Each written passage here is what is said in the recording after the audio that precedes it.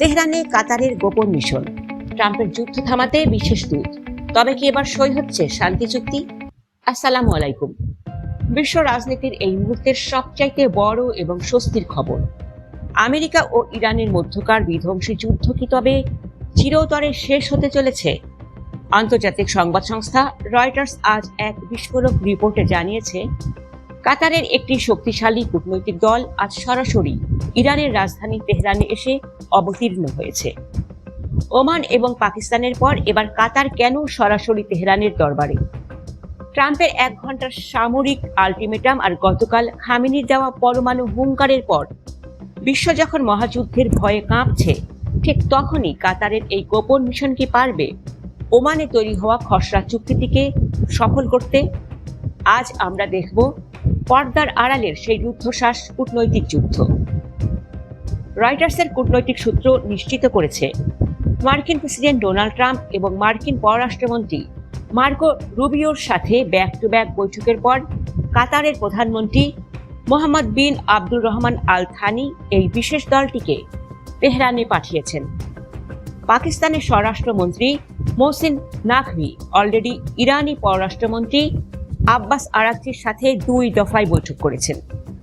এখন পাকিস্তান এবং কাতার যৌথভাবে একটি রিভাইজড মেমো বা সংশোধিত শান্তি চুক্তি তৈরি করেছে, যা ট্রাম্প ও খামেনি উভয় পক্ষের মুখ রক্ষা করে এই যুদ্ধের অবসান ঘটাতে পারে।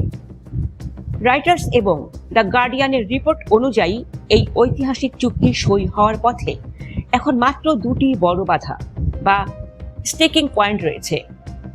প্রথমটি হলো, ট্রাম্প দাবি করেছেন ইরানকে তাদের সমস্ত সমৃদ্ধি ইউরেনিয়াম দেশের বাইরে পাঠিয়ে দিতে হবে, যা খামেনি গতকালই সরাসরি প্রত্যাখ্যান করেছেন। দ্বিতীয়টি হলো হরমুজ প্রণালী।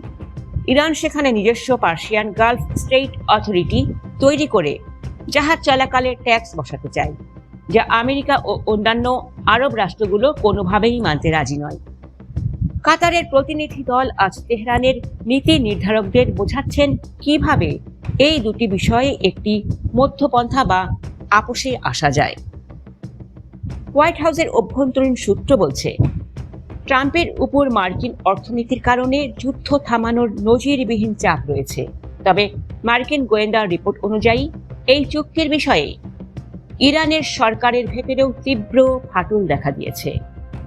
পররাষ্ট্রমন্ত্রী আব্বাস আরাকচি এবং স্পিকার গালিবাব যখন চুক্তির পক্ষে, তখন ইরানের রেভলিউশনারি গার্ডস বা IRGC যে কোনো ধরনের পরমাণু ছাড় দেওয়ার ঘোর বিরোধী।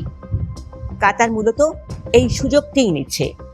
তারা ইরানকে আশ্বস্ত করছে যে চুক্তি হলে মার্কিন নিষেধাজ্ঞা পুরোপুরি উঠে যাবে এবং ইরানের দেউলিয়া হয়ে যাওয়া অর্থনীতি আবার চালু হবে।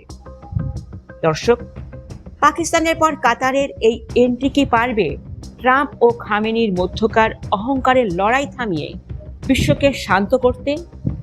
কাতার কি পারবে ইরানকে তাদের ইউরেনিয়াম ছাড়তে রাজি করাতে?